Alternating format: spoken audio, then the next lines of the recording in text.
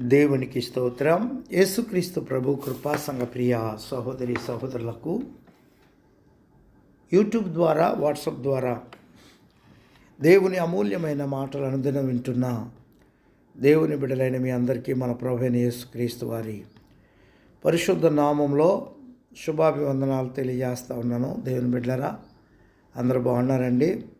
మరి దేవుడు మనకిచ్చిన ఈ చక్కటి అవకాశాన్ని బట్టి, దేవుని మహాకృపను బట్టి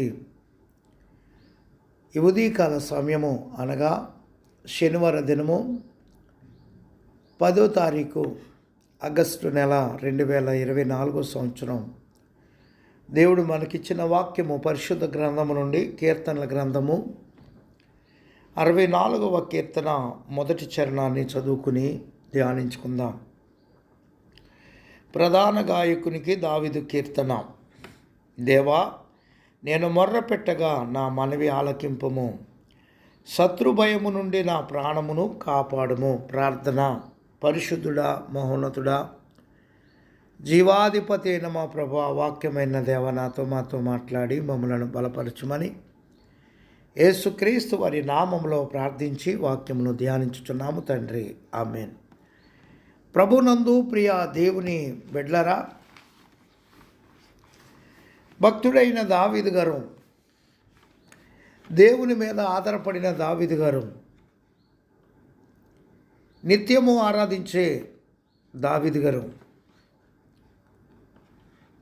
తెలియచేస్తున్నటువంటి మాట 64వ కీర్తన మొదటి చరణంలో, దేవా, నేను మొర్రపెట్టగా నా మనవి ఆలకింపుము, శత్రుభయం నుండి నా ప్రాణమును కాపాడుము.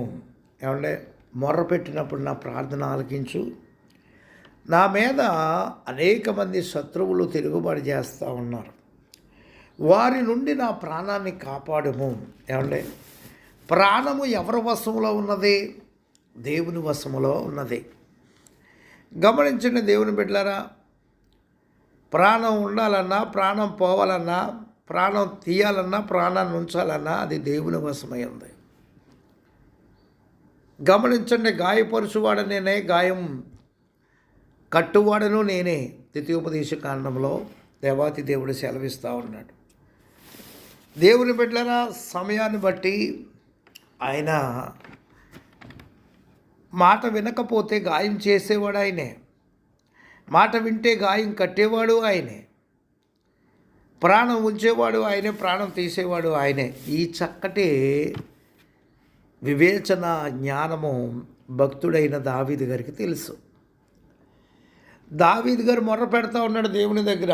దేవా, నేను మొర్ర పెట్టగా నా మనవి ఆలకింపుము, ఆలకించయ్యా అంటూ ఉన్నాడు. నా మీద తిరుగుబడిన శత్రువుల నుండి నా ప్రాణాన్నే కాపాడు. అందుకని చక్కటి పాట పాడి ఉన్నారండి. వేటగాని ఊరిలో నుండి నా ప్రాణాన్నే తప్పించావు, లేక రక్షించావు. ఏమంటే, నీ రెక్కల చాటున నన్ను దాచావని చక్కటి పాట ఉంది. దేవుని బిడ్డలను గమనించండి. ఆయన కాపాడువాడు ఆయనే. అందుకని నిన్ను కాపాడువాడు కునుకడు నిద్రపోడు.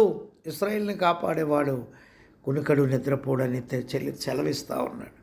దేవుని బిడ్డలారు ఎప్పుడూ కూడా మన ప్రాణ విషయంలోనే కాదండి, శత్రువుల విషయమే కాదండి, ప్రతి సమస్యను బట్టి దేవుని దగ్గర విజ్ఞాపన చేయాలి. అందుకే ఫిలిప్పీయులకు రాసిన పత్రికలో 4వ అధ్యాయము 6వ వాక్యంలో దేని గురించి చింతపడద్దు కానీ ప్రతి విషయంలోనూ విజ్ఞాపనముల చేత, ఏమండి, యాచనలు కృతజ్ఞతాపూర్వకంగా మీ విన్నపాలని దేవునికి తెలియపరచండి అని సెలవిచ్చున్నాడు. దేవుని బిడ్డలారు, ఇక్కడ మనం 64వ కీర్తన చూస్తే శత్రువుల నుండి విడుదల కొరకు చేస్తున్నటువంటి ప్రార్థన అండి ఇది.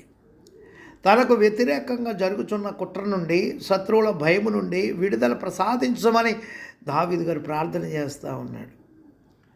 ఏమండి, కుట్ర రూపంలో చెడు మనలను శోధించును, సాధారణుడు పడద్రోయవలనని అప్రమత్తంగా ఉండని సమయంలో దాడి చేస్తాడండి. మన బలహీనతలని ఆధారం చేసుకొని శోధిస్తాడు. అయితే దేవుని ఎడల భయభక్తులు గల వారిని దేవుడు కాపాడి రక్షిస్తాడండి. దేవుని ఎడల భయభక్తులు గల వారిని ఆయన కాపాడి రక్షిస్తాడండి. దుష్టులు 64వ కీర్తన 1-6 వచనాల్లో ఏమంటే తెలియజేస్తున్నమాట. దుష్టుడు నీతిమంతులను పడగొట్టడం, శత్రు భయం నుండి నన్ను కాపాడమని దావీదు గారు ప్రార్థన చేస్తూ ఉండి శత్రువులు చేసే కుట్రలో వివరించాడు. కీడు చేయవారి కుట్ర నుండి, దుష్టక్రియలు చేయవారి అల్లరి నుండి నన్ను దాచుము అంటూ ఉన్నాడు.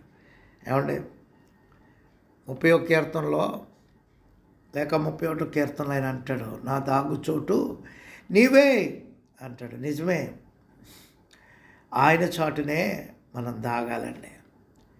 ఏమండి ఆయన చాటునే మనం దాగాలి తప్ప చెట్ల చాటును దావీదు గారు ఆదాం గారు వల్లే చెట్ల చాటును తప్పు చేసి చెట్ల చాటును దాక్కున్నా ఏమంటే దేవునికి మరుగైనది ఏది లేదు. ఆయనకి సమస్తం తెలుసు. దేవుని బిడ్డలారా, అందుకనే నన్ను దాచుమని కీర్తనాకారుడు భక్తుడైన దావీదు గారు దేవుని చాటునే దాగాలి అని తెలియపరుస్తుండండి. వారు కీడు చేయుట, సత్తు దుష్టక్రియలు అల్లర్లతో భక్తులను బాధించదనని నాలుకలకు పదును పెడతారని 3వ వచనంలో తెలియజేయటంలో వారి మాటలు కత్తుల వలె గాయపరచునని, అలాగే యథార్థవంతులను కొట్టవలనని సాటైన స్థలములలో చేదు మాటలని ఏమంటే సంధిస్తారని, వారి మాటలు రహస్య స్థలములో నుండి వచ్చే బాణముల వలె ఉంటాయని, చాటున దాగి బాణము విడిచి ఒకరిని పడగొట్టినట్లు ఏమండి చాటుని దాక్కుని ఇదివరకు ఏమంటే ఇప్పుడు దేన్నైనా లేడిని కొట్టాలంటే చాటు నుండి దాక్కుని బాణాలు విసిరేవాడు, ఆ బోయివాడు బాణాలు వేస్తూ ఉంటాడు. అలాగే దుష్టుడు కూడా దేవుని బిడ్డలారా గమనించండి, చాటు నుండి బాణాలు విడిస్తూ ఉంటాడు. తెలియజేస్తూ ఉన్నాడండి ఇక్కడ వారి మాటలు చాటుగా వారికి కీడు చేయను, అంత మాత్రమే కాక వారు దురాలోచనలు చాటుగా ఉరులనొడ్డుట అని 5వ వచనంలో తెలియపరుస్తున్నాడు. తద్వారా భక్తులకి కీడు తలపెడతారని, వారి హృదయాంతరంగం అంతా దుష్టక్రియలతో నిండి ఉంటుందని, దేవుని ఎడల భయభక్తులు గల వారిపై సాతానుడు ప్రయోగించేటువంటి శోధనలో ఈ విధంగానే ఉంటాయని తెలియచేస్తూ ఉన్నాడండి. దేవుని బిడ్డలారా గమనించండి, ఆత్మీయతలో ఎదుగుతూ ఉన్నప్పుడు అనేకమైన సూటిపోటి మాటలు, అనేకమైన నిందలు, అనేకమైన ఇబ్బందులు ఎదురవుతూ ఉంటాయి. ఎందుకో తెలుసా? ఎదుగుతున్నటువంటి ఎదుగుదలను ఆప్ చేసే రీతిగా అడ్డుపడుతూ ఉంటాడు. కానీ ఒకటే, పక్షి రాజు వలె తుఫాన్లు వచ్చినా, ఎలాంటి ఇబ్బందులు వచ్చినా ఇంకా ఇంకా ఇంకా ఇంకా పైకి ఎగరాలి తప్ప, ముందుకు వెళ్ళాలి తప్ప ఆగిపోకూడదండి. బలహీనపడిపోకూడదు, వ్యసన పడిపోకూడదు. దేవుని బిడ్డలారా గమనించండి, అలా వెళ్తూ ఉన్నప్పుడు ఏమంటే చక్కటి గమ్యస్థలానికి మనం చేరగలుగుతాం. దేవుని బిడ్డలారా గమనించండి, ముందులో మనకి తుఫాన్లుగా అడ్డుబండలుగా రావచ్చు, అడ్డుగా రావచ్చు. కానీ ఆ తుఫాన్లు దాటుకుంటూ వెళ్ళినప్పుడు చక్కటి ప్రశాంతత వస్తుంది. ఒక సమయంలో ఒక తండ్రి కుమారుడు కారులో ప్రయాణం చేస్తున్నారంటండి. కారులో ప్రయాణం చేస్తూ ఉన్నప్పుడు విపరీతమైన వర్షం, తుఫాను వచ్చేస్తూ ఉంది. ఆ తండ్రి అంటూ ఉన్నాడంట కుమారుడితో, పోనీ అని. కుమారుడు అంటూ ఉన్నాడంట, డాడీ చాలా తుఫానుగా ఉంది, ఆగిపోదాం, ఇక్కడ పక్కన ఆగిపోదాం అని అంటే, లేదు వెళ్ళని పోనీ ఆపొద్దు అంటూ ఉన్నాడంట. వెళ్ళిపోతున్నారు. అలాగే కొన్ని కిలోమీటర్లు వెళ్ళిన తర్వాత ఏమండి చక్కటి ప్రశాంతత, వర్షం లేదు, ఏమండి గాలి లేదు, తుఫాను లేదు, పొడి నేల, చక్కటి విశ్రాంతి చక్కగా కలిగి ఉంది. ఇప్పుడు ఆపమన్నాడంట కారు. ఏమంటే ఇప్పుడు ఆఫ్ చేయన్నాడంట. తుఫాన్లో ఆపొద్దు అన్నావో ఇప్పుడు ఆపమన్నావు ఏంటి అని అంటే, అక్కడ తుఫాన్లో ఆగిపోతే కారు పోయే ప్రమాదం ఉంది, ముందుకు సాగలేని ప్రమాదం ఉంది కనుక నేను అక్కడ ఆపొద్దన్నాను, ముందుకే పోనేమన్నాను. పోయి వచ్చిన తర్వాత ఇదిగో చక్కటి ప్రశాంతతని మనం కలిగి ఉన్నామని తెలియపరచాడంట. దేవుని బిడ్డలారా గమనించండి, ఆ రీతిగా ఇబ్బందులు ఇక్కట్లు వస్తూ ఉన్నప్పుడు ఆగిపోకూడదండి, సాగిపోవాలి. ప్రశాంతత దొరుకుతుంది, ప్రశాంతత వస్తుంది. దేవునికి స్తోత్రం. అందుకనే దుష్టుల్ని ఏ విధంగా పడగొట్టి నీతిమంతులకు తనను ఆశ్రయించిన వారికి సంతోషాన్ని కలగజేయునో దావీదు గారు వివరించాడు. నీతిమంతులు యెహోవాను బట్టి సంతోషించదనని 10వ వచనంలో చెప్తా ఉన్నాడు. కనుక దుష్టులు మన పైన దుష్ప్రచారం చేయనప్పుడు, కుట్రలు చేయనప్పుడు వాటిని దేవుని సన్నిధిలో విన్నవించాలి. దేవుడు జోక్యం చేసుకుని దుష్టులకు శిక్ష విధించి తన భక్తులను సంరక్షిస్తాడని ప్రభునామములో తెలియజేస్తూ ఈ మాటలు ముగిస్తున్నాను. దేవుడి కొద్ది మాటలు మన వెనుకడిలో దీవించునుగా. ఆమేన్. తండ్రి, కుమార, పరిశుద్ధాత్మ త్రియేక దేవుని దీవెన మనందరకు తోడయ్యుండి కాపాడి బలపరిచి నడిపించునుగాక. ఆమేన్. దేవుని బిడ్డలారా, మీ ప్రార్థన అవసరతల కొరకు సంప్రదించవలసిన నెంబరు మరి అక్కడ స్క్రీన్ మీద యూట్యూబ్లో కనబడుతుంది, గమనించవలసిందిగా తెలియజేస్తుంది. దేవుడు మిమ్మల్ని దీవించునుగా. Comment. God bless you all.